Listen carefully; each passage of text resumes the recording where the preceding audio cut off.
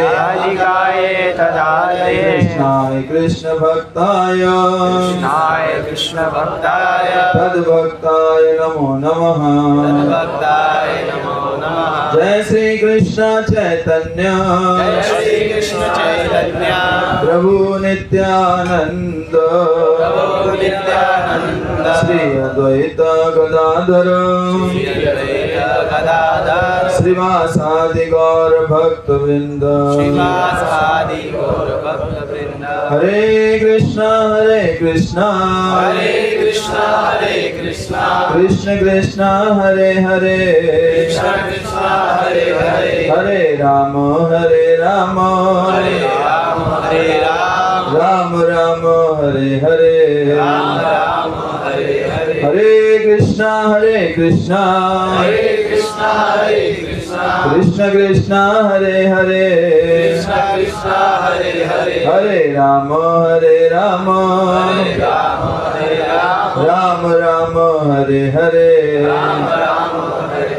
हरे कृष्णा कृष्णा कृष्णा हरे हरे हरे राम राम राम हरे हरे। हरे कृष्णा। आज रविवार के इस कार्यक्रम में आए हुए सभी भक्तों का हार्दिक स्वागत है। हम लोग हर रविवार को यहाँ पर भगवान के बारे में कुछ न कुछ कथाएं, कुछ न कुछ दर्शन के बारे में सुनते रहते हैं। तो आज भी हम प्रयास करेंगे कि भगवत गीता के बारे में हम कुछ चर्चा करें, क्योंकि अभी भगवत गीता मैराथन का समय चल रहा है और सभी भक्त, मैं उम्मीद करता हूँ कि भगवत गीता बांटने में लगे हुए हैं, ऐसी मैं उम्मीद करता हूँ। तो उसी के बारे में थोड़ा सा चर्चा करेंगे। कभी कभी हम लोग जब भगवत गीता किसी को बांटते हैं तो वो हमसे प्रश्न पूछता है कि हम इसको क्यों पढ़ें। तो हमारे पास उसका जवाब क्या होगा, क्या बताएंगे क्यों पढ़ें। बोले मैंने तो पढ़ा नहीं, आप देख लो क्या क्यों पढ़ना है, मैंने तो उसको पढ़ा नहीं है। तो बताइए, जब प्रोडक्ट आपने यूज़ नहीं किया है तो दूसरा व्यक्ति उसको कैसे यूज़ करेगा, लेकिन दूसरे व्यक्ति को आप कन्विंस कर रहे हो कि आप भगवत गीता पढ़ो, लेकिन वो पूछेगा क्यों पढ़ें, तो आपके पास उसका कोई जवाब नहीं होता। तो आपको भगवत गीता के बारे में कुछ चीज़ें तो जाननी चाहिए, बिना उसके आपको भगवत गीता किसी को बांटने का प्रयास नहीं करना चाहिए। तो मैं कुछ प्रश्न पूछूंगा, आप लोगों को उसका आंसर देना है, लेकिन जिसको पता हो वो हाथ उठाएगा, बोलेगा नहीं, जब मैं पूछूंगा तब बोलेगा, ठीक है। तो बताइए, भगवत गीता कौन से ग्रंथ का अंश है, किस ग्रंथ का अंश है भगवत गीता? बाकी किसी को नहीं पता? बताइए। महाभारत। तो भगवत गीता महाभारत का अंश है। महाभारत में कितने श्लोक हैं, किसको पता है? बताइए कितने श्लोक हैं? 1,00,000 श्लोक है महाभारत। तो महाभारत के कौन से पर्व में भगवत गीता आती है? महाभारत में जैसे भागवतम में स्कंद है, ऐसे उसमें क्या है, पर्व। तो कौन से पर्व में भगवत गीता आती है? भीष्म पर्व में भगवत गीता आती है। ठीक है, बहुत अच्छा। भीष्म पर्व के कौन से अध्याय से लेके कौन से अध्याय तक भगवत गीता है, ये किसको पता है?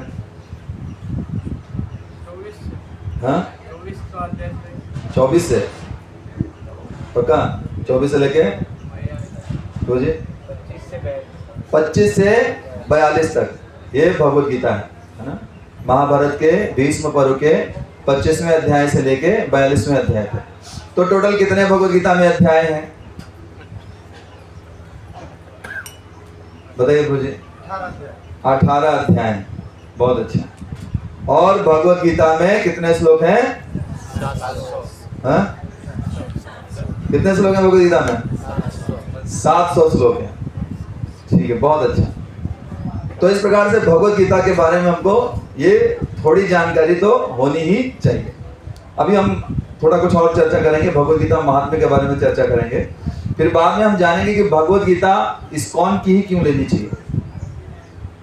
अभी हमको कुछ दिनों पहले एक फोन आया था, उन्होंने कहा कि हम ब्लड डोनेशन कर रहे हैं, आप भगवत गीता बांटने के लिए आ जाइए। मैंने कहा 230 रुपए। तो उन्होंने कहा है इतनी महंगी? मैंने कहा हाँ। तो बोले कि ठीक है, आप भगवद गीता मत लाइए, आप अकेले आ जाइए हाँ फोटो खिंचाने के लिए। तो फिर हम जब वहाँ पे पहुँचे तो हम कुछ भगवद गीता लेके पहुँचे जो किसी ने डोनेशन दे दी थी, तो भगवद गीता हम लेके पहुँचे। मैं चलो किसी को तो कुछ बांट देंगे। तो उधर पहुँचे तो उधर देख रहे हैं कि 20-20 रुपए में भगवद गीता वो बांट रहे हैं, 20 रुपए वाली भगवद गीता बांट रहे हैं। उसमें क्या है तो श्लोक लिखे हुए हैं और अनुवाद लिखा हुआ है। और ये श्लोक कब बोले गए हैं, कितने साल पहले बोले गए श्लोक भगवद गीता के? 5000 साल पहले। और वो अभी दमन में रहने वाले किसी ने नहीं बोले हैं। किसने बोले हैं? भगवान श्री कृष्ण ने। किसको बोले हैं? अर्जुन को। इतने विद्वान लोग आपस में बातचीत कर रहे हैं, तो क्या बातचीत होगी, वो कैसे समझ में आएगी? अनुवाद से समझ में आने वाली नहीं है। वो प्रभुपाद जी का तात्पर्य जब पढ़ेंगे तभी समझ में आएगी। तो भगवद गीता का महात्म्य जो है, पहले भगवद गीता ये तो हमेशा से महाभारत में रही है, लेकिन ये भगवद गीता ऐसे प्रचलित नहीं थी भगवद गीता के नाम से, है ना। तो भगवद गीता को कौन प्रकाश में लेके आया? किसने भगवद गीता के बारे में भगवद गीता अलग से बुक बनवाई? किसने किया? बताइए, भगवद गीता को महाभारत से निकाल के अलग ग्रंथ के रूप में किसने प्रचारित किया? वेद व्यास जी ने तो महाभारत लिखवाई गणेश जी से। कौन बताएगा कि इस ग्रंथ को अलग से किसने प्रचारित किया, भगवद गीता को? हाँ, कौन बताएगा? आदि शंकराचार्य ने। तो भगवद गीता को किसने निकाला? महाभारत से हमेशा से थी, लेकिन छुपी हुई थी। तो भगवद गीता को अलग से निकाल के शंकराचार्य ने इसको जो है भगवद गीता का नाम दिया कह सकते हैं, या फिर उन्होंने 18 अध्याय प्रचार प्रसार किया। अब इन 18 अध्यायों में 18 ही अध्याय चूज किए, है ना। अब आप देखेंगे कोई लोग कहते हैं कि पहला अध्याय भगवद गीता में नहीं होना चाहिए, तो जरूरत नहीं है, सीधा दूसरा अध्याय से शुरू होना चाहिए। क्योंकि पहला अध्याय का पहला श्लोक किसने बोला है? धृतराष्ट्र ने बोला है। ऐसे खराब व्यक्ति से क्यों भगवद गीता शुरू कराने का? हाँ, सीधा श्री भगवान वाच हो या अर्जुन वाच हो तो समझ में आता है, ये किससे शुरू करवा दिया? इसलिए दूसरे अध्याय से भगवद गीता शुरू होनी चाहिए। हम कुछ लोग ऐसा बोलते हैं, लेकिन बहुत जरूरी है पहला अध्याय भगवद गीता का। जब तक किसी, मान लीजिए कोई सीधा आंसर देना शुरू कर दे, क्वेश्चन क्या है वो कैसे पता चलेगा, है ना। तो क्वेश्चन जानने के लिए भगवद गीता का पहला अध्याय बहुत महत्वपूर्ण है। तो भगवद गीता को जब शंकराचार्य जी ने इस तरीके से प्रचार प्रसार किया, तो भगवद गीता के लिए उन्होंने 7 भगवद गीता महात्म्य के श्लोकों को लिखा, है ना। बहुत सुंदर श्लोक है, मेरे पीछे आप लोगों को दोहराना है, जैसे भी दोहरा पाए। गीता शास्त्रमिदं पुण्यम या पठेत् प्रयता पुमान् विष्णु पादमवाप्नोति भयाशोकादिवर्जितः। गीता शास्त्रमिदं पुण्यम, ये पुण्य ग्रंथ है, ये दिव्य ग्रंथ है। भगवद गीता कैसा ग्रंथ है? दिव्य ग्रंथ है। और यह पठेत प्रयता पुमान, जो इसको ध्यान पूर्वक पढ़ता है और इसके उपदेशों का पालन करता है, विष्णु पादम अवाप्नोति, उसको क्या प्राप्त हो जाता है? भगवान विष्णु के चरण कमलों की प्राप्ति हो जाती है। और साथ में क्या होता है? भय शोकादि वर्जितः, जब उसको भगवान विष्णु के चरण कमलों की प्राप्ति होती है तो उसके हृदय से भय और शोक जो है निकल जाता है। और साथ साथ में भगवान विष्णु के जो चरण कमल हैं, वहां भी इन दोनों की कोई जगह नहीं है। भय और शोक की जगह वहां पे नहीं, किसी प्रकार का भय नहीं है, किसी प्रकार का शोक नहीं है। आपको पता है भय क्यों होता है हमको और शोक क्यों होता है हमको? कोई बताएगा? शोक किसको बोलते हैं, भय किसको बोलते हैं?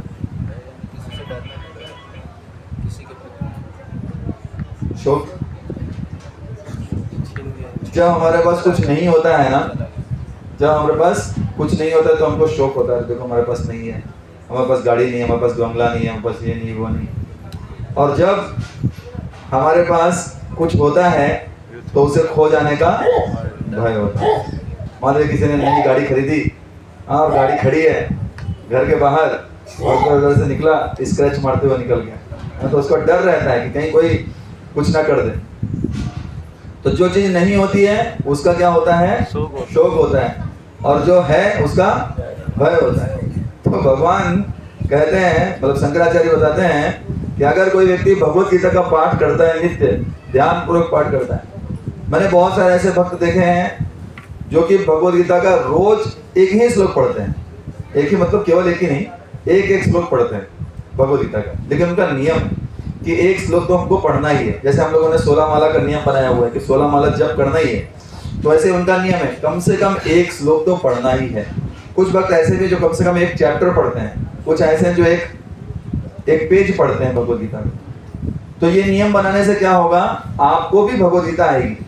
आप बांटने जा रहे हैं और आपको भगवत गीता नहीं आती, वो बोलेगा भाई साहब इसमें अंदर क्या है, बोलो वो सब मुझे पता नहीं, लेना हो तो तुम दूसरे के पास जाए, तो क्या मतलब। तो आपको भी भगवत गीता आनी चाहिए, तब आप बेहतर भगवत गीता को बांट पाओगे। तो जो व्यक्ति इस प्रकार से भगवत गीता को पढ़ता है और उसका जो उसमें उपदेश दिए हुए हैं उनका पालन अपने जीवन में करता है, उसके हृदय से भय और शोक निकल जाता है, साथ साथ में भगवान विष्णु के चरण कमलों को वो प्राप्त कर लेता है। ये पहला श्लोक। दूसरा श्लोक मेरे पीछे उधर आइए। गीताध्ययनशीलस्य प्राणायाम परस्य च नैव सन्ति पापानि पूर्वजन्म कृतानि च। तो यहाँ पे शंकराचार्य जी बोलते हैं कि यदि कोई भगवत गीता को निष्ठा तथा गंभीरता के साथ पढ़ता है तो भगवान की कृपा से उसके सारे पूर्व दुष्कर्मों का उस पर कोई प्रभाव नहीं पड़ता। तो हमने पहले जन्मों में या फिर भक्ति में आने के पहले जो भी पाप कर्म किए हैं, अगर कोई व्यक्ति उसमें उनसे बचना चाहता है, उनके फल से बचना चाहता है, तो उसको क्या करना चाहिए? नित्य भगवद गीता का पाठ करना चाहिए।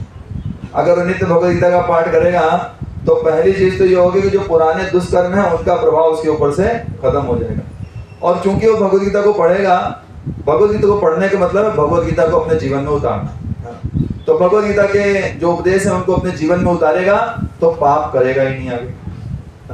तो जो पुराने पाप है वो सारे खत्म हो जाएंगे और नए पाप जनरेट नहीं होंगे। तो हमारा जो पाप का बैलेंस, पाप और पुण्य का बैलेंस होगा, मृत्यु के समय कितना रहेगा? 0 रहेगा। उसको 0 कर लिया तो क्या हो जाएगा? हम भगवान को प्राप्त कर सकते हैं, भगवत प्राप्ति हो जाएगी। तो अगर कोई भगवत गीता को निष्ठा और गंभीरता के साथ पढ़ता है तो पुराने दुष्कर्मों का उसके ऊपर प्रभाव नहीं पड़ेगा और नए कर्म जनरेट नहीं होंगे। तीसरा श्लोक। मलिने मोचनम पुंसाम मलिने मोचनम पुंसाम जलस्नानम दिने दिने जलस्नानम दिने दिने सकृत गीतामृत स्नानम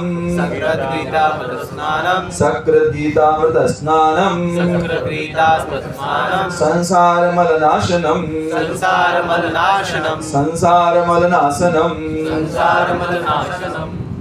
मनुष्य जल में स्नान करके नित्य अपने आप को स्वच्छ कर सकता है। हम लोग स्नान करते हैं तो क्या हो जाते हैं? स्वच्छ हो जाते हैं। सुबह जब हम लोग सुबह सुबह सो के उठते हैं तो रात भर निद्रा में ऐसा माना जाता है कि हम लोग निद्रा में मरे हुए व्यक्ति के समान थे, है ना? तो जब सुबह उठते हैं तो क्या करना चाहिए? हमें स्नान करना चाहिए। ये नहीं कि मार के चले गए ऑफिस, मंदिर आ गए, वो नहीं करना चाहिए। क्या करना चाहिए? स्नान प्रॉपर करना चाहिए। तो स्नान करने से क्या होता है? व्यक्ति अपने को स्वच्छ कर सकता है। लेकिन अगर कोई व्यक्ति भगवत गीता रूपी पवित्र गंगा जल में एक बार भी स्नान कर लेता है तो क्या होता है? वो अपने भौतिक जीवन की मलिनता से सदा सदा के लिए मुक्त हो जाता है। भौतिक जीवन की मलिनता से सदा सदा। देखिए, भगवत गीता का ज्ञान जब हम अपने जीवन में ग्रहण करते हैं, आपको मान लीजिए पहले कुछ पता नहीं था और कुछ पता चल गया, तो फिर हम अपना जीवन कैसे जिएंगे? उस ज्ञान के साथ जिएंगे ना, कि पता चल गया। जैसे मान लीजिए आपको पता चले कि मार्केट में जो भी बेकरी प्रोडक्ट मिलते हैं, है ना, वो सब गंदे हैं।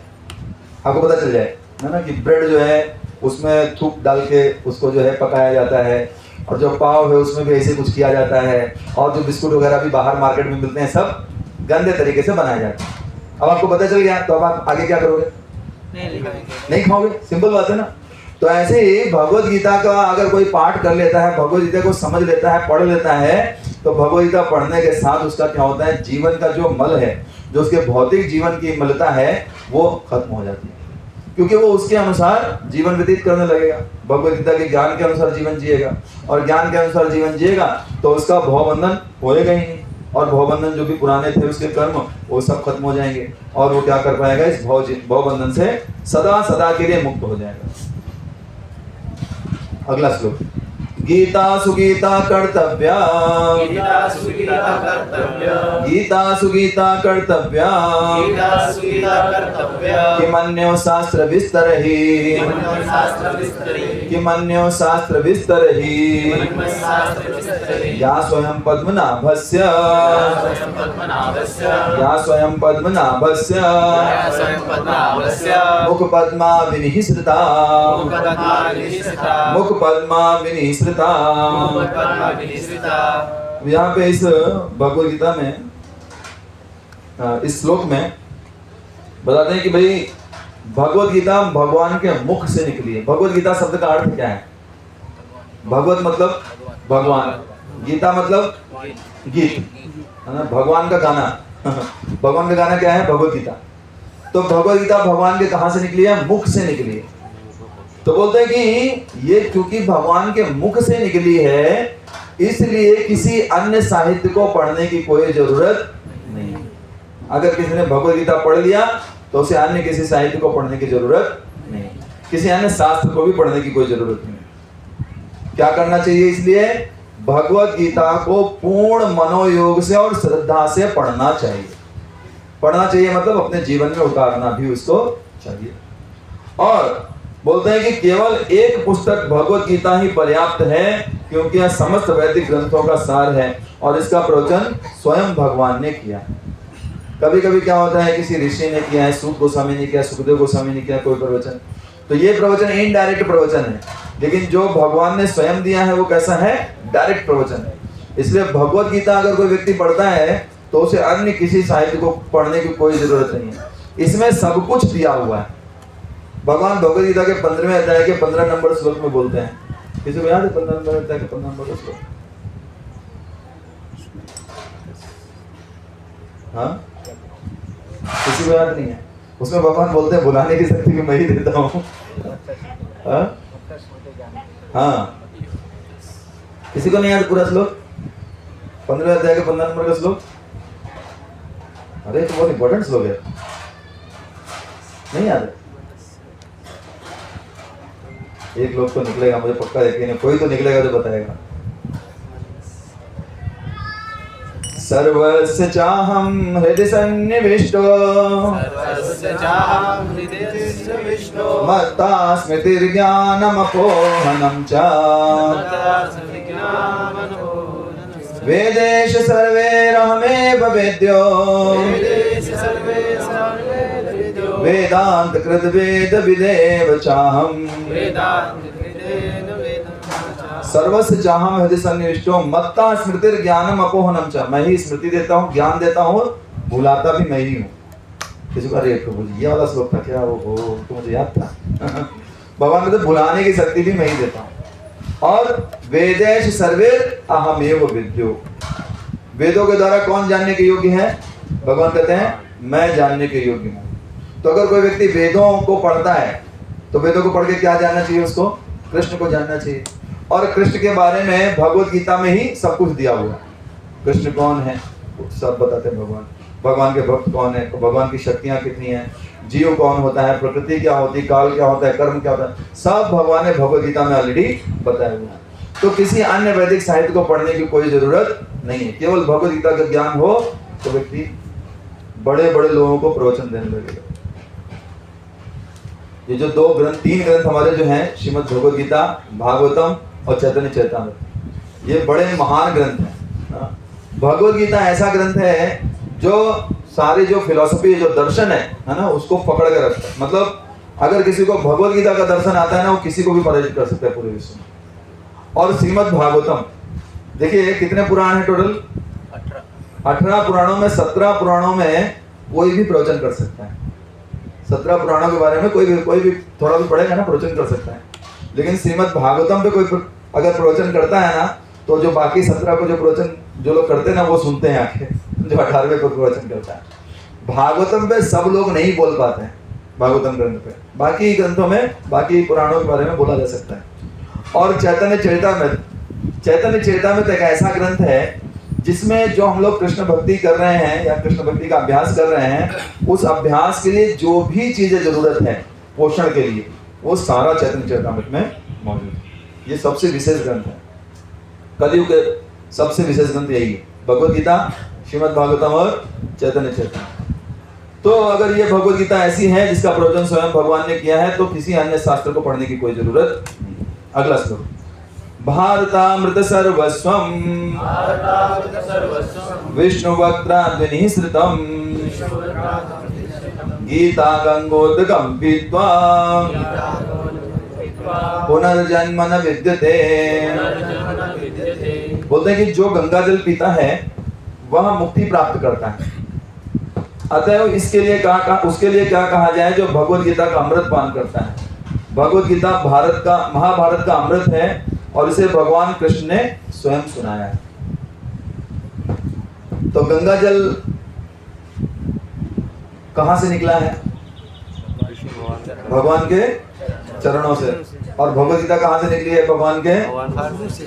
कौन ज्यादा इंपॉर्टेंट हुआ? तो भाई अंगानी, भगवान के जो अंग हैं वो सारे अंग एक दूसरे का कार्य कर सकते हैं, इसलिए कोई बड़ा छोटा नहीं। फिर भी अगर देखेंगे स्तर तो देखेंगे भाई मुख वाला जो है वो इम्पोर्टेंट है।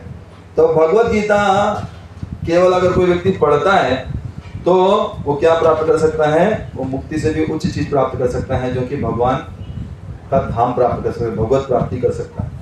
और गंगा जल कैसे आया था पता है आपको?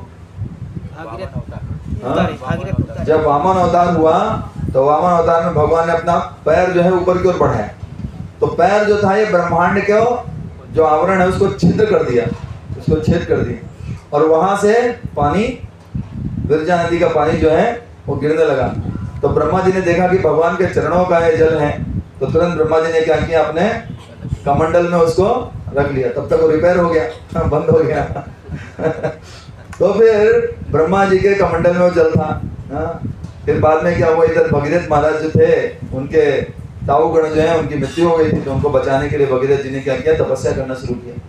तपस्या शुरू किया, गंगा जी की तपस्या किया, गंगा जी प्रसन्न हो गई, मैं आ जाऊंगी, लेकिन मेरे वेग को कौन सहन करेगा?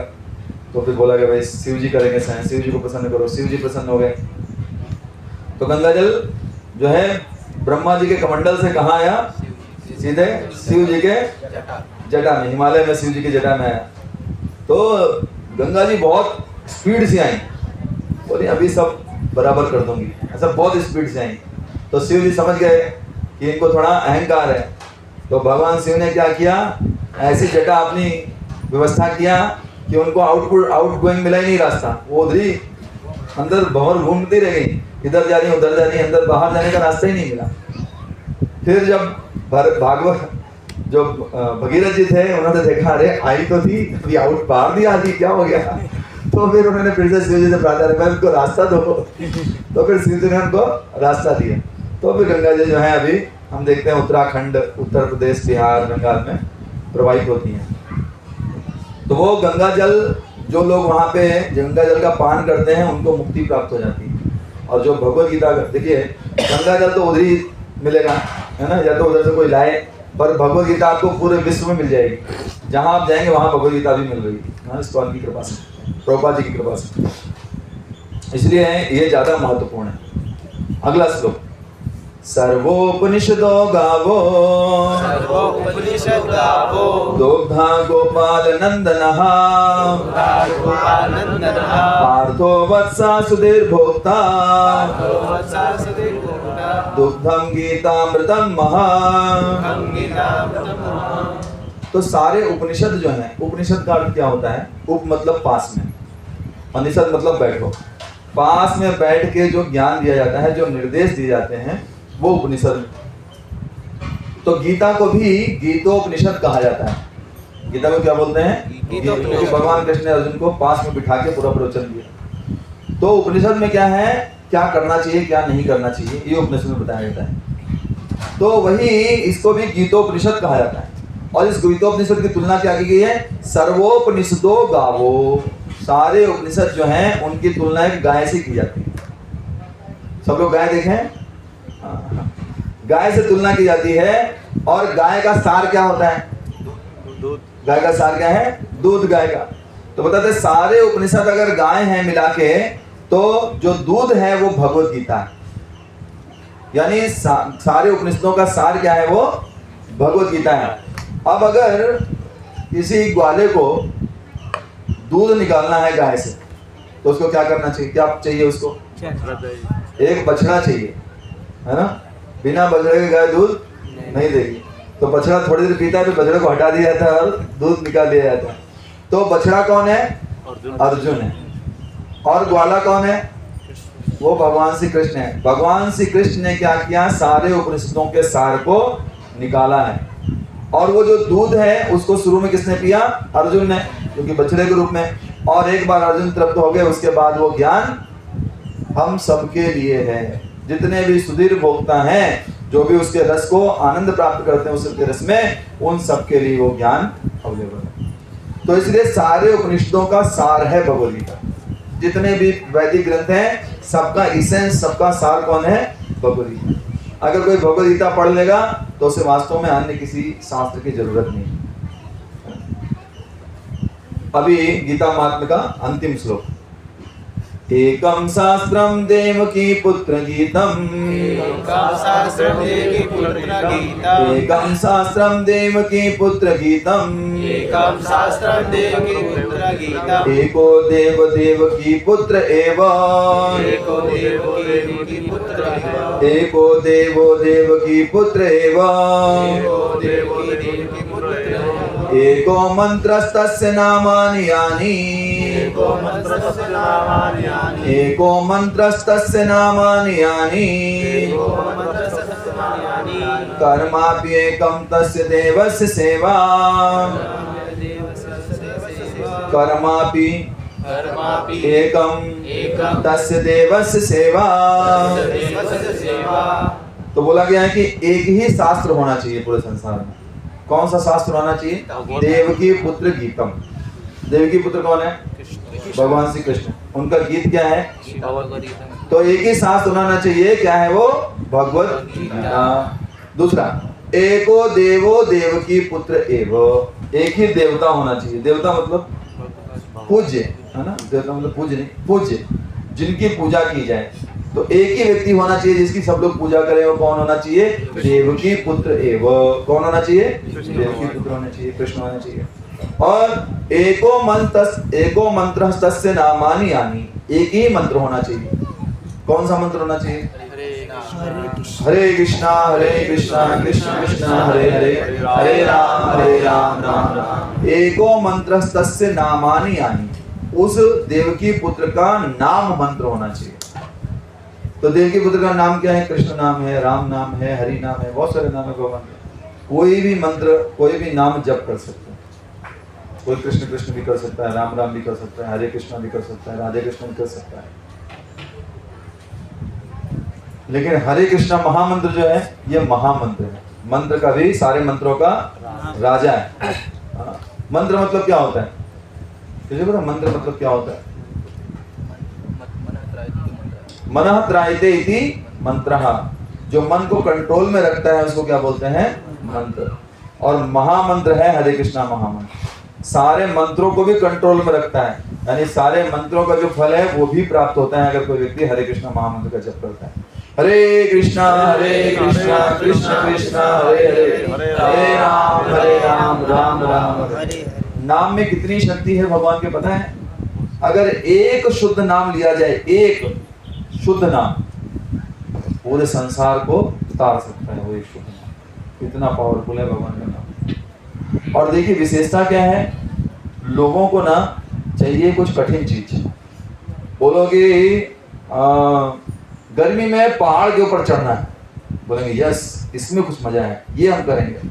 अगर उनको बोल दो आप घर में बैठ के एसी में बैठ के भगवान का नाम ले सकते हैं। बोले इसमें क्या है, कोई भी ले सकता है। मैं थोड़ा कुछ ऐसा करूँगा जो बहुत सुपीरियर लगे, बहुत बड़ा लगे, तो उसके प्रति लोग बहुत आसक्त रहते हैं। लेकिन ये जैसे कि कोई बहुत बड़ा गेट हो, उस बहुत बड़े गेट पे बहुत बड़ा ताला लगाओ, कितना भी बड़ा ताला लगाओ, चाबी तो छोटी ही होगी, छोटी चाबी से वो ताला भी खुल जाएगा और ताले को खुलने से वो पूरा गेट भी खुल जाएगा। ठीक वैसे ही भगवान का नाम लेने से भगवत प्राप्ति बहुत आसानी से हो जाएगी, अन्य रास्तों में संभव नहीं है। इसलिए भगवान कहते हैं ब्रह्म भूतः प्रसन्नात्मा न सोचती न कांक्षति समः सर्वेषु भूतेषु मद भक्तिम लभते पराम। जो मेरा भक्त जो जान जाता है मेरे बारे में, वो ब्रह्म भूत हो जाता है, प्रसन्न आत्मा, हमेशा प्रसन्न रहता है। न सोचती, कभी भी फालतू की चिंता नहीं करता, न कांक्षति, फालतू इच्छाएं नहीं करता, समः सर्वेषु भूतेषु, सबको समान दृष्टि से देखता है, और मद भक्तिम, ये करके क्या करता है, मेरी भक्ति करता है, और लभते पराम, मेरी भक्ति करने के कारण क्या प्राप्त होता है उसको, पराम, मेरा धाम प्राप्त कर लेता है, सबसे उच्च चीज को प्राप्त कर लेता है, मद भक्तिम लभते पराम। और चौथा बोलते हैं एको मंत्रस्तस्य नामानि, यानी चौथा क्या, कर्माप्येकम तस्य देवस्य सेवा, और एक ही कर्म होना चाहिए। क्या कर्म होना चाहिए, उस देवता की सेवा करना। ये चार चीजें बताएगी। तो एक ही व्यक्ति को शास्त्र पढ़ना चाहिए, कौन सा शास्त्र, भगवद गीता। एक ही देवता की पूजा करनी चाहिए, कौन है वो, भगवान श्री कृष्ण।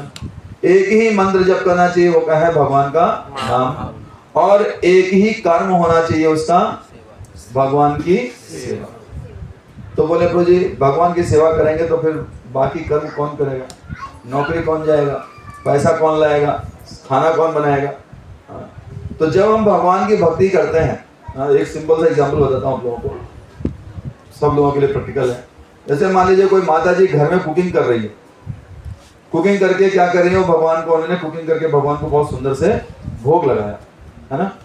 तो भोग लगाया, भगवान ने उस भोग को टेस्ट किया, भगवान ने उस भोग को चखा, भगवान को बड़ा मजा आया। तो जब भगवान को मजा आया, भगवान को आनंद आया, तो क्या होगा, माता जी को कृपा प्राप्त होगी भगवान की, बराबर है। अब माता जी ने जो भगवान की सेवा किया, क्या सेवा किया उन्होंने, भगवान के लिए भोग बनाया और भगवान को भोग लगाया। बताइए भक्ति है कि नहीं है, कुकिंग करना भक्ति है कि नहीं है, है पक्का, कुकिंग करना भगवान की भक्ति है, अगर हम भगवान के लिए कर रहे हैं तो है। अच्छा चलिए ठीक है। अब कुकिंग करने के लिए आपको क्या चाहिए, ग्रोसरी चाहिए, आटा चाहिए, दाल चाहिए, चावल चाहिए, सब्जी चाहिए। तो आप उसको खरीदने के मार्केट में गए, क्यों खरीदने गए मार्केट में, क्योंकि आप लेके आओगे, फिर कुकिंग करोगे, कुकिंग करके क्या करोगे, भगवान को भोग लगाओ। अब बताइए आपका मार्केट जाना भक्ति हुआ कि नहीं हुआ, हुआ। चलिए ठीक है। अब बताइए उसको खरीदने के लिए पैसा कहाँ से आएगा, कोई ना कोई कमा के लाएगा। तो कोई व्यक्ति गया नौकरी करने के लिए, क्यों नौकरी कर रहा है, क्योंकि वो पैसे कमा के लाएगा, उस पैसे से क्या होगा, भगवान के लिए ग्रोसरी आएगी, वो ग्रोसरी से क्या होगा, कुकिंग होगी, कुकिंग से क्या होगा, भगवान को। अब बताइए नौकरी पे जाना क्या हो गया, देखा आपने। इतनी भक्ति एक ऐसा पदार्थ है जो जिसमें मिला दिया जाता है उसको पूरे को भक्ति कर देता। जैसे कल में मेरे पास वीडियो आया था, उसमें हाथरस कहीं का तो था, यूपी का कहीं का था वीडियो, उसमें एक बूंद वो वाइट केमिकल था, वो डालते थे लगभग 5 ml, है ना, और उसमें फिर 1 लीटर पानी डाल देते थे, वो पूरा दूध बन जाता था, नकली ऑब्वियसली नकली दूध बन जाता था। और वो नकली दूध जैसा स्मेल करता था, सब कुछ दूध जैसे इसके, लेकिन है तो नकली ना, तो हमारे शरीर को नुकसान करेगा। तो वैसे ही भक्ति जो है वो जिस कार्य में आ जाती है ना, उस पूरे को क्या कर देती है, भक्ति ही बना देती है। आपका ऑफिस जाना भक्ति हो गया, आपका मार्केट जाना भक्ति हो गया, आपका कुकिंग करना भक्ति हो गया, आपको भगवान को भोग लगाना भक्ति हो, आपका प्रसाद खाना भी भक्ति हो गया। और बताओ सबसे इजी भक्ति, इससे भी इजी चाहिए, आप जो सुन रहे हैं ना ये भी भक्ति है, जो भगवान के बारे में सुन रहे हैं वो भी क्या है, भक्ति तो है। अब सुनने में कोई प्रयत्न करना पड़ता है, बोलने में कुछ तो प्रयत्न करना पड़ता है ना, कुछ तो ताकत लगती है बोलने में, सुनने में क्या है, वो तो कान खुले ही हुए हैं, अंदर जाते ही रहता है, कुछ ना कुछ तो सुनेंगे ही ना, फालतू की चीजें सुनेंगे या भगवान के बारे में सुनेंगे। तो आपके पास ऑप्शन था, आपने भगवान की भक्ति चूज किया, भगवान की भक्ति कर, तो ये भी भगवान की भक्ति है। तो इस तरीके से भक्ति बहुत इजी है करना, सबके लिए बहुत इजी है। और उसी भक्ति के बारे में किसमें बताया गया है? श्रीमद् भगवद गीता में बताया गया है। भगवान जगह जगह पे अपने भक्ति के बारे में बताए हैं। बताइए भगवद गीता का सार श्लोक कौन सा है? भगवद गीता का सार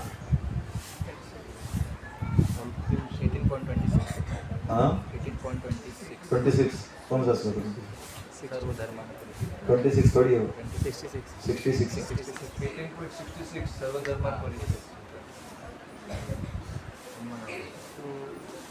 ये श्लोक भगवद गीता में 2 बार आया है, खास करके पहली लाइन 18.65। किसी को पता है कौन सा श्लोक? आप बताइए, किसी को पता है? सर्वधर्मान से जस्ट पहले।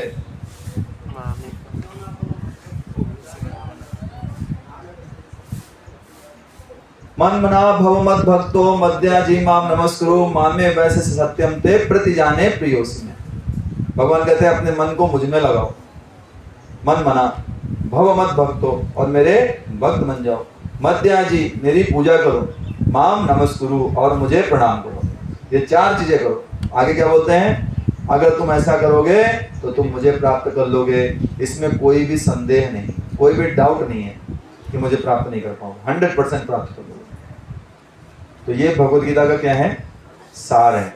भगवद गीता का इस हिसाब से कोई पूछे भाई भगवद गीता तुमने पढ़ ली? बोले हाँ पढ़ ली। बोले क्या पढ़ने से क्या फायदा मिला?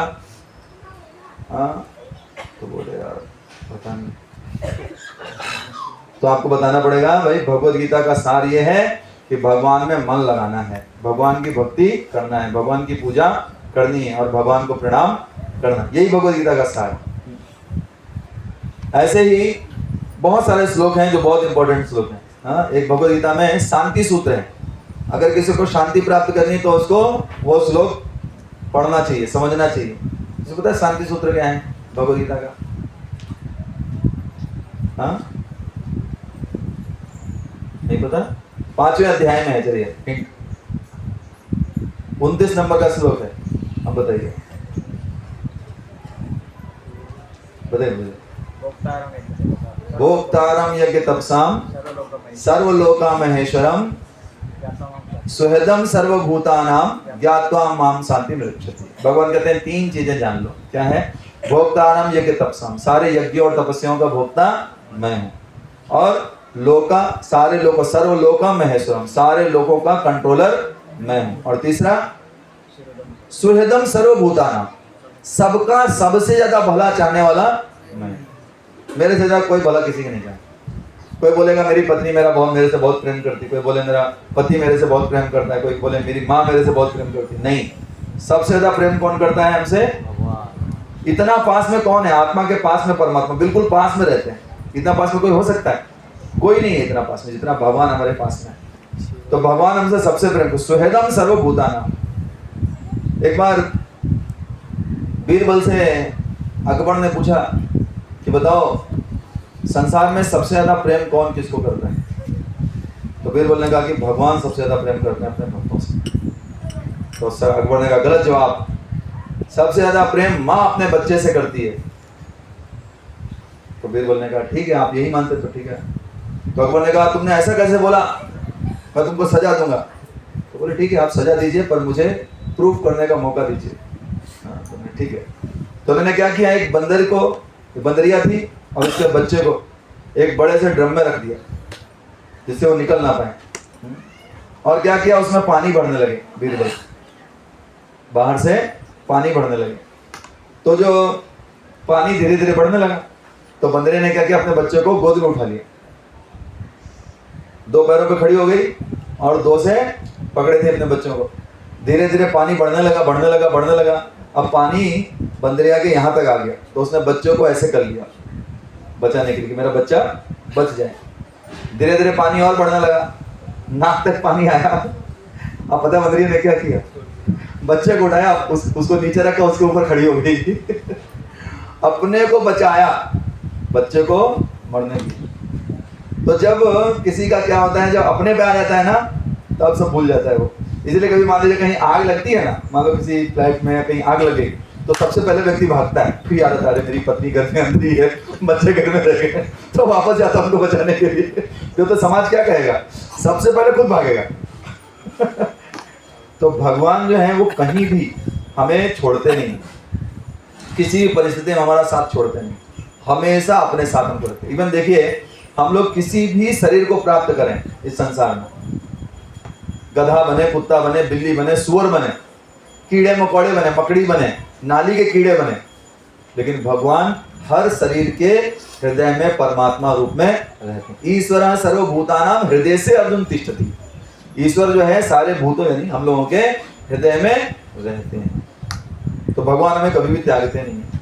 इस प्रकार भगवान हमारे कौन है? स्वयं सर्वभूतानां।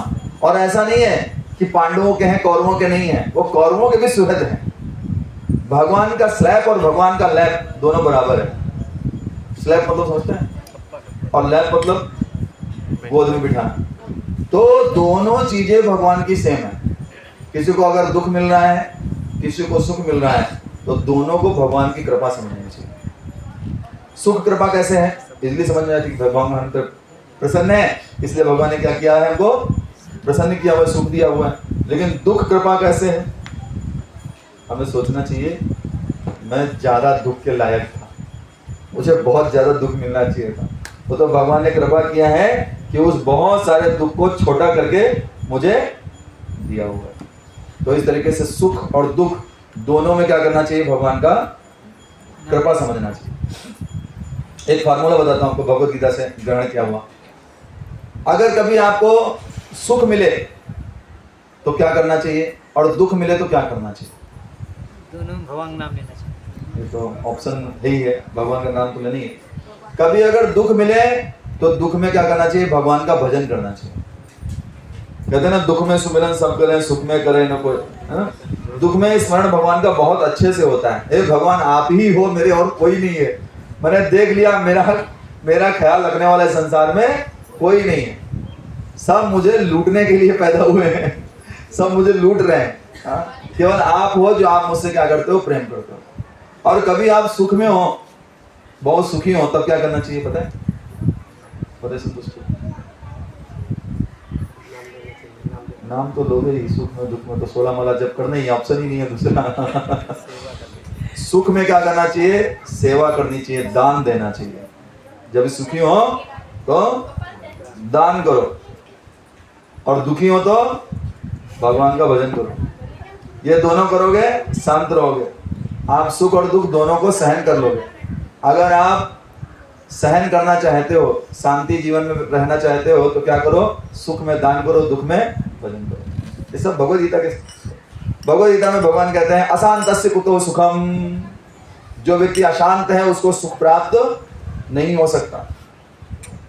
आपको लोग क्या सोचते हैं कि अगर हम भैया बहुत सारा पैसा हमारे पास होगा तो हम सुखी हो जाएंगे। अब बहुत सारा पैसा है, जब पैसा बहुत सारा है तो पैसे की चिंता भी बहुत सारी हो जाती है। वो बाथरूम में बैठे हुए हैं, हाँ, और फोन पे वो सामान उतरा कि नहीं उतरा, अनलोड हुआ कि नहीं हुआ। हाँ भाई, तुम अपना अनलोड देखो, वो हो जाएगा अनलोड। तो इतना चिंता रहती है व्यक्ति को, रात में नींद नहीं आती, पेट साफ नहीं होता, हाँ, और क्या होता है? बहुत सारी समस्याएं उसे घिरा रहता है। तो अशांत व्यक्ति कभी भी सुखी नहीं हो सकता। व्यक्ति शांत कैसे होएगा अपने जीवन में? बोलते हैं शांत व्यक्ति सुखी हो सकता है। तो शांत व्यक्ति कैसे होएगा? फॉर्मूला क्या है शांति प्राप्त करने का? फॉर्मूला क्या है? जो व्यक्ति संतोषी होता है वो व्यक्ति शांति प्राप्त करता है। संतोषी मतलब जो मिला है उसमें संतुष्ट।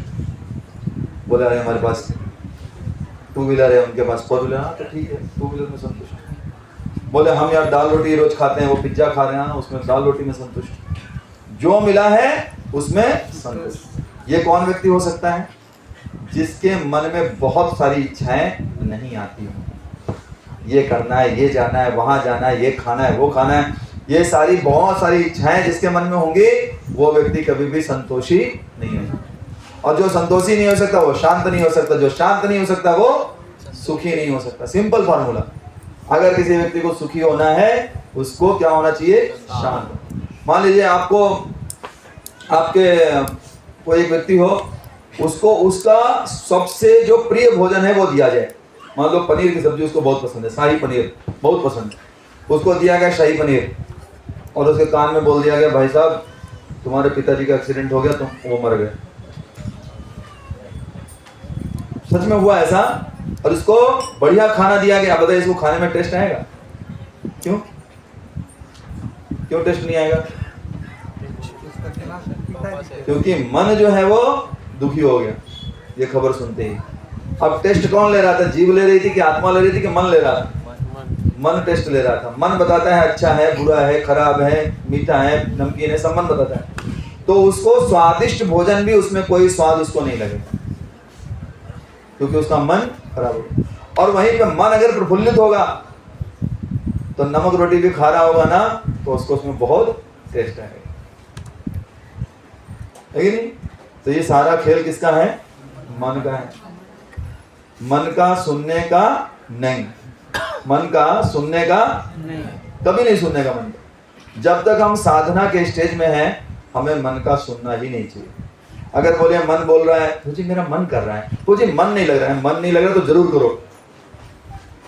बोले प्रभु जी मेरा जप करने में बहुत मन लगता है, बड़ा खतरा है, आज लग रहा है, कल उसका नहीं लगा तो जब टांग दोगे किनारे। इसलिए जब जो है मन से नहीं करने का, जब कर्तव्य समझ के करना चाहिए। जब जो है कर्तव्य, मान लो कोई माता जी हैं, बोले मैं अपने लो बच्चे के लिए खाना बनाती हूँ, अरे आज तो बहुत गर्मी है, आज मैं खाना नहीं बनाऊंगी, चलेगा क्या? भाई बच्चा है तो खाना तो बनाना पड़ेगा। तो वैसे ही कर्तव्य समझ के हमको कार्य करना चाहिए, ना कि मेरा मन लग रहा है। मन लग रहा है मतलब गड़बड़ है, पक्का गड़बड़ है, कहीं ना कहीं कुछ तो गड़बड़ है, तभी मन लग रहा है। हाँ, मन जहाँ पे आए। इसलिए मन को क्या करना चाहिए? भक्ति सिद्धांत सरस्वती ठाकुर कहते हैं सुबह सुबह उठ के 1000 बार जूते से मारना चाहिए, जूते झाड़ू इधर हो जाता है मेरा, और शाम को सोने के पहले 1000 बार झाड़ू से मारना चाहिए। मन को मारना मतलब क्या है? जब भी मन कुछ बोले नहीं करना, मन बोल रहा है ना, नहीं करेंगे। इस तरीके से मन को कंट्रोल किया जैसे।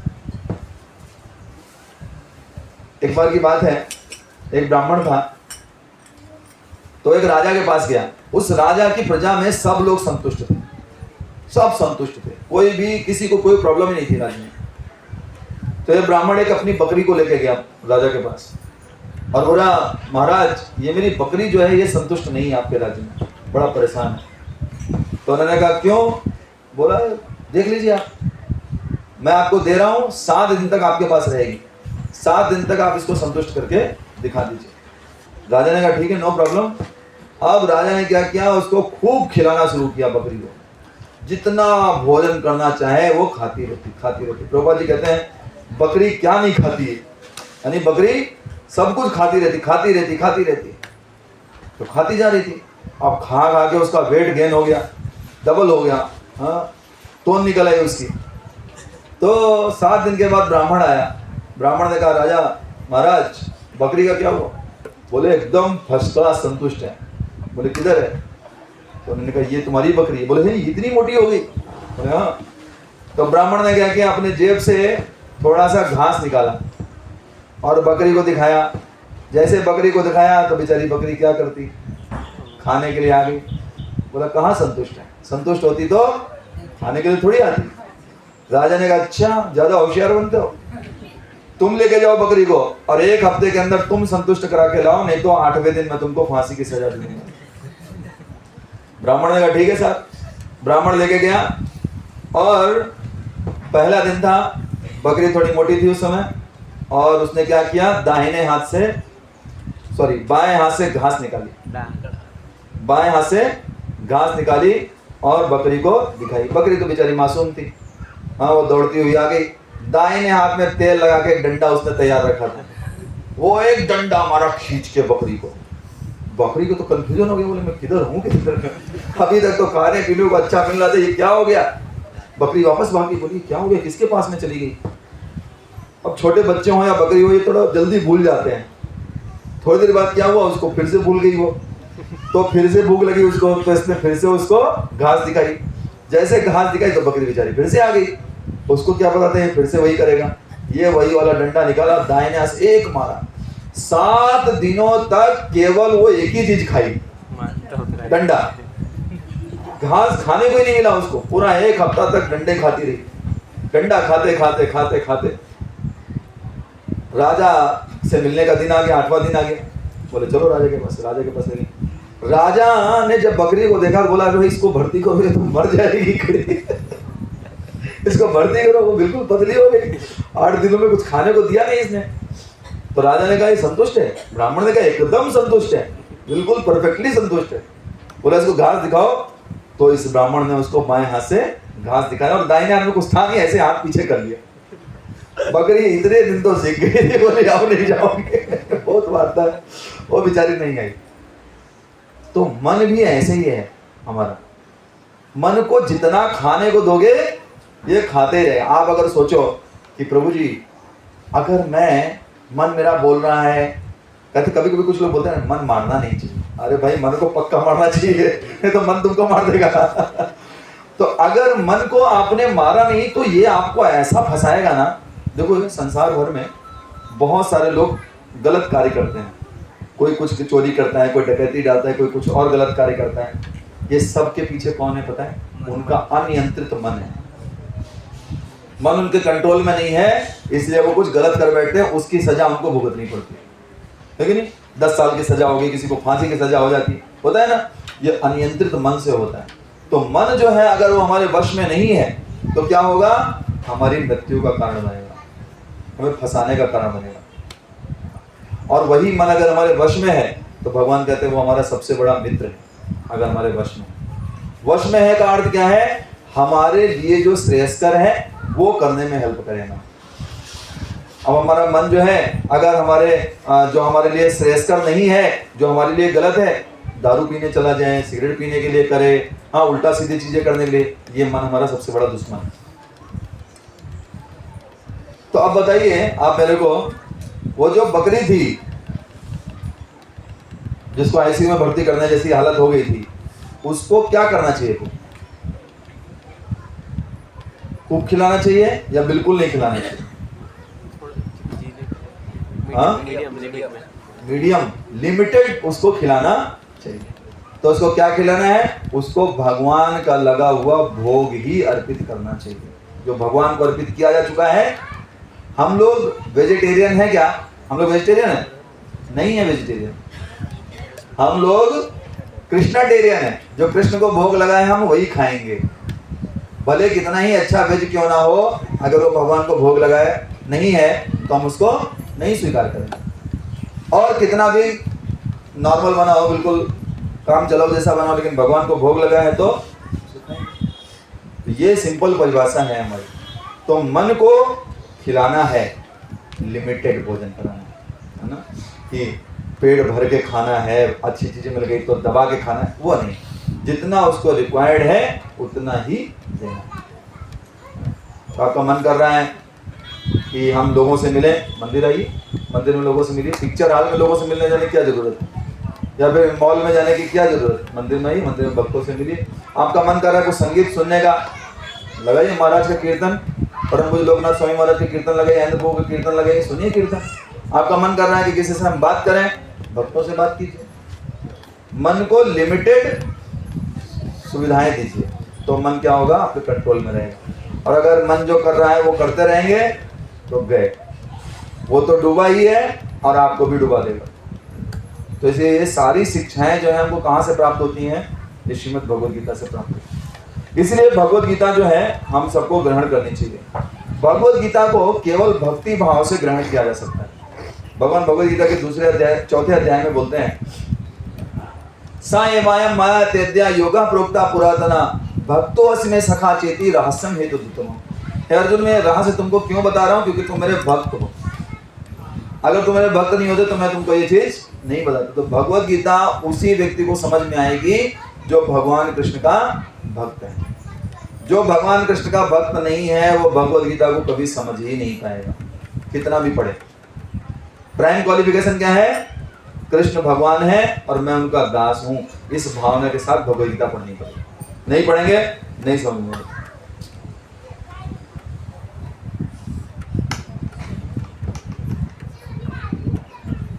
एक बार हम भगवद गीता बांट रहे थे तो एक आदमी हमारे पास आया, बोला कितना कमाते हो, भगवद गीता बेच के कितना कमाते हो। मैंने कहा आप एक बात बताओ, मार्केट में कौन सी चीज सप्लाई की जाती है जिसकी डिमांड ज्यादा होती है, जिसकी डिमांड नहीं होती है? बोले उसकी डिमांड ज्यादा होती है। मैंने कहा ये जो हम ग्रंथ बांट रहे हैं ना भगवद गीता, मार्केट में डिमांड ही नहीं है इसकी। कोई लेना चाहता है, कोई ढूंढ रहा है भैया भगवद गीता मिलेगी क्या, कोई ढूंढता है? कोई नहीं ढूंढता, कोई डिमांड नहीं है इसकी। हम फिर भी उसको बांट रहे हैं क्योंकि हम जान रहे हैं ये चीज आप लोगों के लिए बहुत जरूरी है। इसमें हम क्या अर्न करेंगे, क्या कमाएंगे? कभी कभी क्या होता है, हमने मंदिर से ले लिया भाई 50 भगवद गीता ले लिया, एक भगवद गीता गायब हो गई तो पैसा जेब से भरना पड़ता है, इसको क्या कमाएंगे? हाँ? तो आप सोच रहे हैं अभी कल परसों की बात है, हैदराबाद में कुछ भक्त भगवद गीता बांट रहे थे तो वहाँ की एमएलए रुक गई उधर, भगवद गीता क्यों बांट रहे हो तुम लोग, हिंदू है? तो ने बोला भगवद गीता हम धर्म का प्रचार करें। बोले धर्म का प्रचार कर रहे हो तो फ्री में बांटो। तो एक बार ऐसे मेरे से किसी व्यक्ति ने कहा, हमने कहा हम फ्री में ही बांट रहे हैं, जो लोग पैसा नहीं होता हम उनको फ्री में बांटते हैं। लेकिन क्या है, अभी हम आपको दे रहे हैं, इस भगवद गीता की कॉस्ट है 230 रुपये, ठीक है? तो अगर आप हमको 230 रुपये देंगे तो हम एक और भगवद गीता प्रिंट करेंगे, उसको बांटेंगे। हम आपसे डोनेशन ले रहे हैं, हम आपसे इसका कॉस्ट नहीं निकाल रहे हैं, जस्ट डोनेशन ले रहे हैं कि भाई इतने में दूसरी भगवद गीता प्रिंट होगी तो आप ये लेके जाइए, हमको 230 रुपये दे दीजिए। तो बोले कि हमको आपको क्या करना चाहिए, भगवद गीता फ्री में बांटना चाहिए। तो एक भक्त ने कहा जी माता जी आप स्पॉन्सर कर दीजिए, हम फ्री में बांटेंगे, आप पैसा दे दीजिए 50 भगवद गीता, हम 50 भगवद गीता फ्री में बांटें। तो भाग गई वहाँ से निकल गई। तो लोग जो हैं उनको, आजकल के लोग तो अजीब ही हैं। हाँ? एक बार मैं स्टेशन में भगवद गीता बांट रहा था, वापस स्टेशन पे लेकिन बोले क्या है ये, मैंने कहा भगवद गीता भाई वेद है, वेद। मैंने कहा भाई यही पढ़ लो, यही बहुत है, तुम वेद कहाँ से पढ़ोगे, और वेद कितना बड़ा नहीं है, वेद बहुत बड़ा है। हाँ? अभी वेद जो हमारे हुआ करते थे उसका 94% जला दिया गया नालंदा विश्वविद्यालय में, 6% बचा है। बोले वेद है वेद, अरे भाई तुम यही पढ़ लो, यही बहुत है। तो मैंने कहा पढ़ेगा, तो बोला नहीं टाइम नहीं। मैंने कहा इसका पढ़ने का टाइम नहीं, पढ़ेगा वेद। हाँ?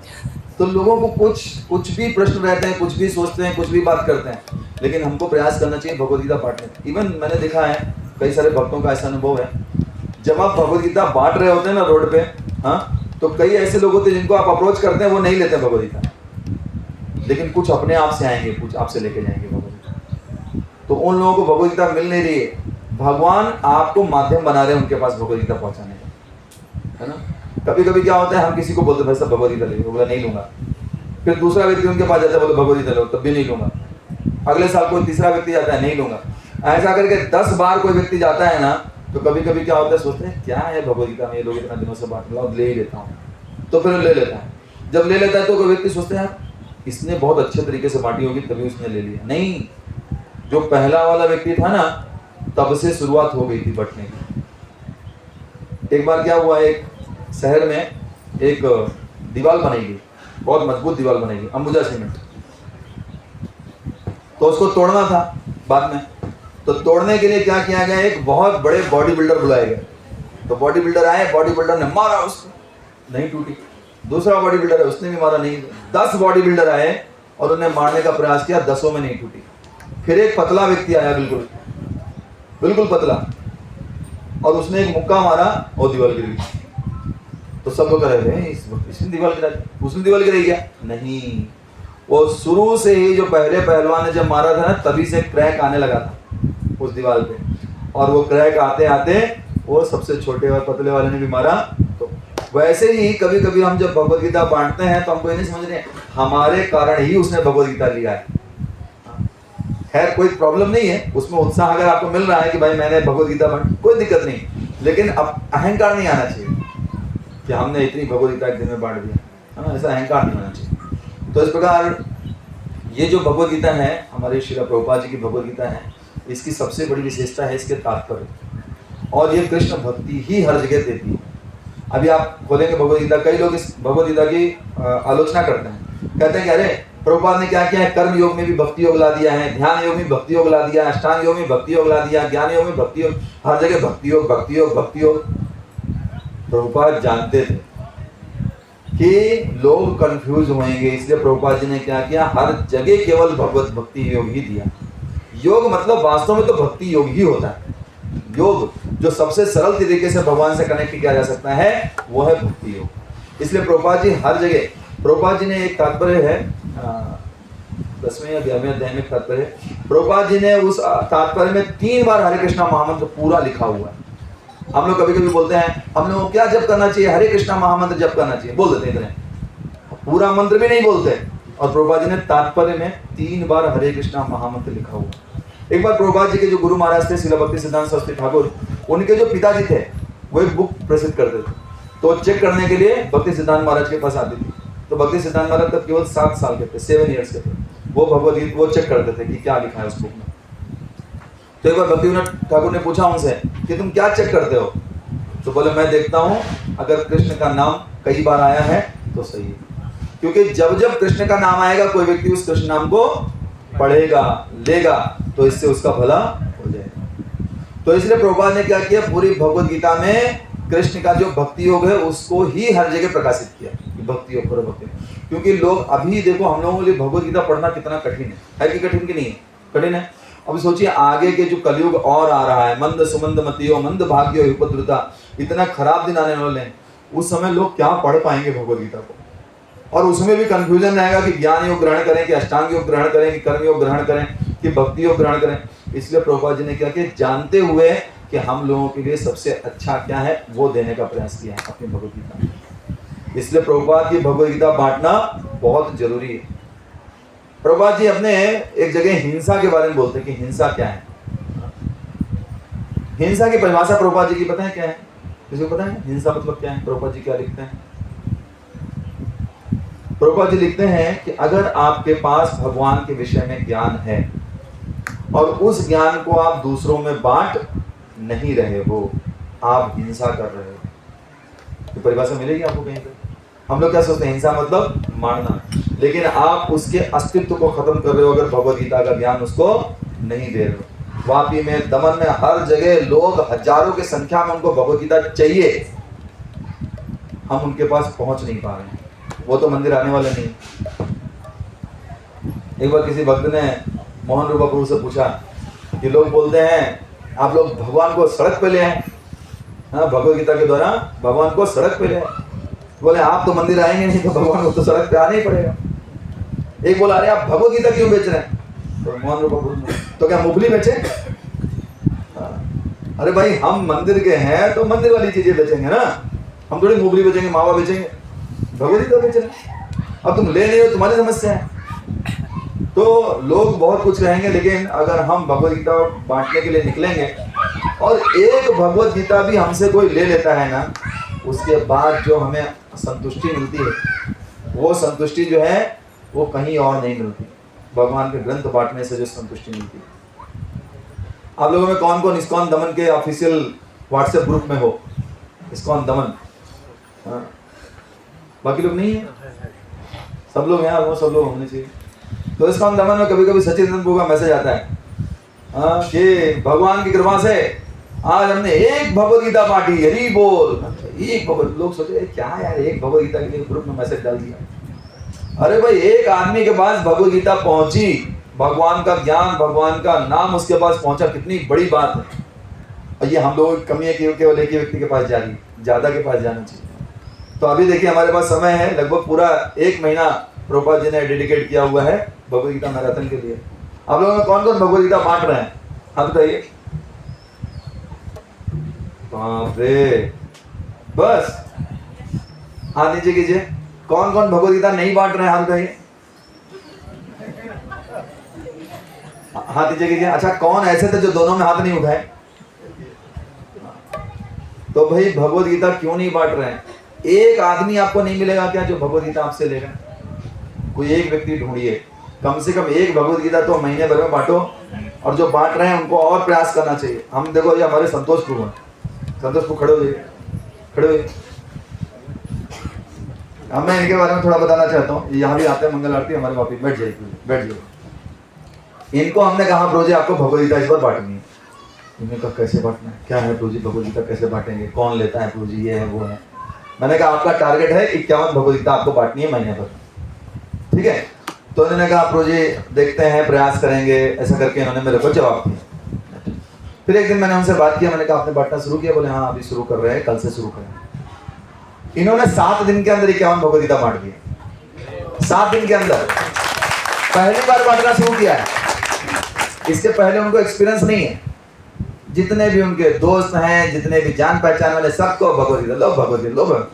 तो जब ये मुझे भेजते थे कि प्रभु जी आज इतना भगवद गीता कर दिया, इतना भगवद गीता, मैंने बहुत डाउट हुआ। मैंने कहा फ्री में तो नहीं बांट रहे, फ्री में लेने वाले तो कितनी भी बांट दो, 1000 बांट दो, 2000 बांट दो। तो मैंने इनको मैसेज किया, मैंने कहा प्रभु जी पैसा तो ले रहे हैं ना उनसे, तो बिना पैसा के थोड़ी देंगे प्रभु जी। मैंने कहा बढ़िया है। तो अभी उन्होंने उनका टारगेट अचीव कर लिया। तो फिर मैंने कहा ठीक है प्रभु जी अभी आपने टारगेट अचीव कर ही लिया, तो मैं टारगेट थोड़ा बढ़ा देता हूँ। तो अभी मैंने उनको 121 कर दिया। तो आसानी से कर लेंगे क्योंकि उनके मन में उत्साह है। वो प्रभुपाद जी के ग्रंथ को दूसरों तक पहुंचाने का प्रयास कर रहे हैं। भक्तों में देखिए उत्साह है, क्यों वो कर रहे हैं। ये इतना भगवद गीता आप लोगों के लिए तो इधर बुक लगाते हैं कि आप लोगों में से कोई एक बुक ले लेगा यहाँ से, उत्साह की वजह से कि उनका एक ग्रंथ भी बढ़ेगा ना, तो प्रभुपाद जी के मिशन में बहुत बड़ा अचीवमेंट होगा कि हमने एक ग्रंथ जो है किसी व्यक्ति को दिया। तो आपके पास बहुत ऑप्शन है। मैंने तो हमारे जो कुछ भक्त हैं हमसे जुड़े हुए, हमने उनको कह दिया भाई ये तुम्हारा इतना टारगेट है तुम्हारा, तुमको 100 करना, तुमको 150 करना। अब तुम कैसे करोगे, इस महीने करोगे कि पूरे साल करोगे, तुम जानो, हमको पैसा दे देना। ये इतनी 100 बुक ले लो, 100 बुक का पैसा हमको दे दो, अब तुम जानो कैसे करोगे, तुम करो। तो लोग करेंगे जब उनको क्या होगा, इस तरीके से उत्साह मिलेगा। तो उत्साह आपको प्राप्त करना है तो आप मार्केट में उतरिए, रास्ते में जाइए, नए लोगों को पकड़िए, एक भगवद गीता भी बांट के देखिए। एक भगवद गीता जाएगी ना, आपको इतना संतुष्टि मिलेगी, इतनी संतुष्टि मिलेगी, वो आप जब फील करोगे ना, खुद करोगे ना, तभी आपको पता चलेगा, नहीं तो आप उसको जान नहीं सकते। वो जो आनंद की अनुभूति होगी ना, वो नहीं जान पाओगे जब तक खुद नहीं डिस्ट्रीब्यूट करोगे। जब एक भगवद गीता जाती है, 2 भगवद गीता जाती है, 3 भगवद गीता जाती है, तो ऐसा मन गदगद होता है ना, पूछो मत। ये बस बता दें, इधर भगवान के सामने बताया जाता है कि भाई इन भक्त ने कल इतनी भगवद गीता डिस्ट्रीब्यूट किया, हरि बोल, सब लोग हरि बोल बोलते हैं, सब प्रसन्न होते हैं। तो ये है हमारा कंपटीशन, इसमें होना चाहिए कौन ज्यादा भगवद गीता बांट रहा है। तो ज्यादा से ज्यादा प्रयास करना चाहिए। हर व्यक्ति को कम से कम 11 भगवद गीता तो बांटनी ही चाहिए। कम से कम जितने लोग बैठे हैं, कम से कम 100-125 लोग बैठे होंगे, अगर 11 भगवद गीता बांटेंगे तो भी 1100 भगवद गीता ही हो रही है। तो सबको प्रयास करना चाहिए। एक बच्ची है हमारे क्लासेस में आती है, वो बच्ची 11 भगवद गीता कर चुकी है। मैंने कैसे बोली, मैं ट्यूशन में जाती थी, अपने दोस्तों को सबको, उनके मम्मी पापा आते थे उनको लेने के लिए, उनको एक एक भगवद गीता थमा दी। तो ये कोई ऐसा नहीं है कि कोई बहुत समझदार व्यक्ति होगा, कुछ नहीं।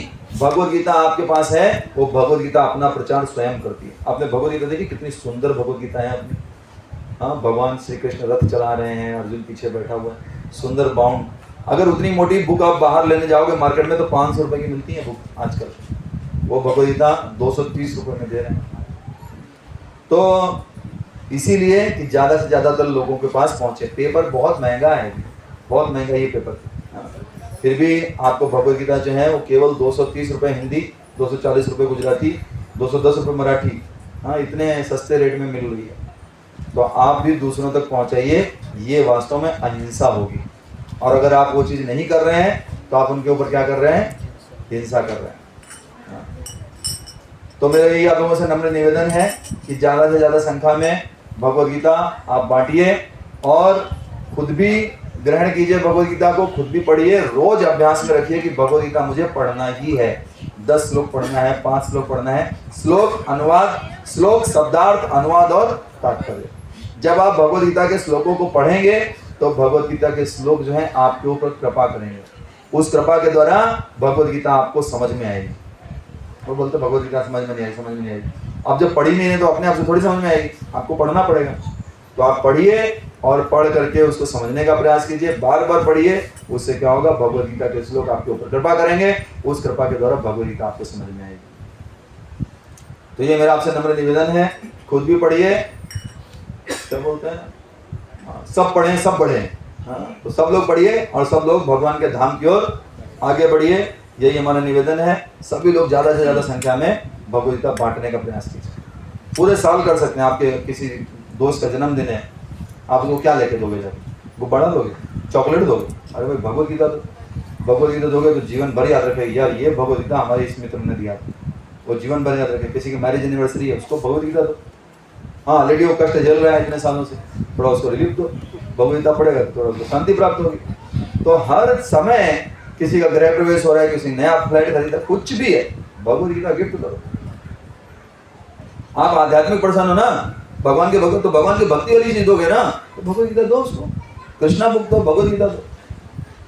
ये ग्रंथ जो है इस प्रकार से बांटने का प्रयास कीजिए, फुल फेज में बांटने का प्रयास कीजिए। जितना समय मिले 2 घंटे 3 घंटे निकालिए और भगवान के ग्रंथों को बांटने के लिए लगाइए।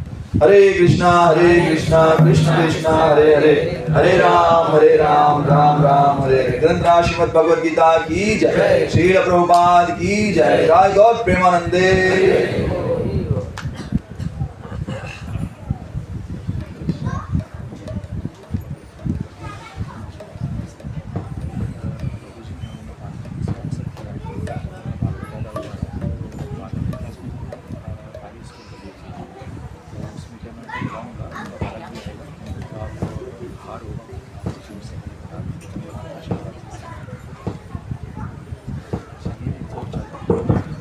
हरे कृष्णा कृष्णा कृष्णा हरे हरे, हरे राम राम राम हरे हरे। सर्वप्रथम हम हिज ग्रेस श्री सुंदर गोपाल प्रभु जी हैं, उनका आभार प्रकट करेंगे हरे कृष्ण महामंत्र के द्वारा। प्रभु जी जो हैं वापी मंदिर में पूरा देख रेख करते हैं, मैनेज करते हैं वापी मंदिर में।